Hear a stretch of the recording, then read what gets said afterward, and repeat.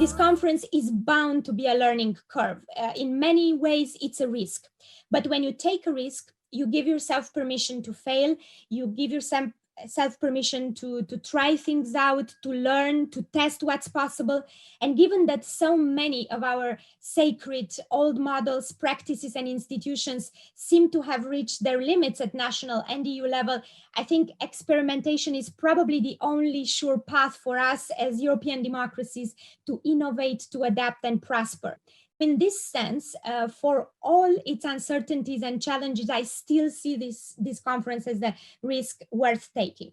There is much to be done on behalf of civil society organizations. They need to find ways to get engaged in the conference, unless and on many political subjects also, which they're not primarily even sometimes concerned with, in order not to allow to capture this voice of Central Europe by specifically just two peculiar, in my opinion, governmental positions, and to deepen the divide within the EU. The project as such is called the Conference on the Future of Europe, not the future of the EU. So I think that it already implies, the name already implies, that the Western Balkans and the countries of the Western Balkans, and especially the population there, should be involved. If I would go even further, I would say that future doesn't end at the Balkans. So we have a bunch of other countries that could possibly be involved and whose people's opinions could be taken into the consideration. But yeah, the Western Balkans are the closest one to the EU, and they have the European perspective, which, by the way, needs to be supported further also by us and the countries that are willing, to support or maintain the open door policy for the EU. I would call them as an informal group of friends of enlargement policy. And within this group, definitely the V4 countries can play a certain role, but their role, it wouldn't be enough, actually. They need to convince and gather other partners on board.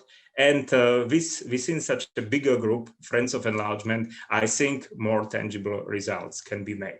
The inclusion of the Western Balkans, I think it's a very important topic, and it's going to be another priority of the upcoming Hungarian V4 presidency. Western Balkans was always a priority for the Hungarian presidencies and the Hungarian foreign policy. It's not going to be different, and the main theme, the main driving point here is that we should fasten up the process, and we as V4 should do everything what we can to fasten up the process of the integration of the Western Balkans. And obviously, if we link the two topics together, I think there is a willingness, at least from the Hungarian V4 presidency. But I think, as we discussed throughout this panel, there is a willingness among the V4 to include the Western Balkan countries as much as we can to the conference on the future of Europe, if that is still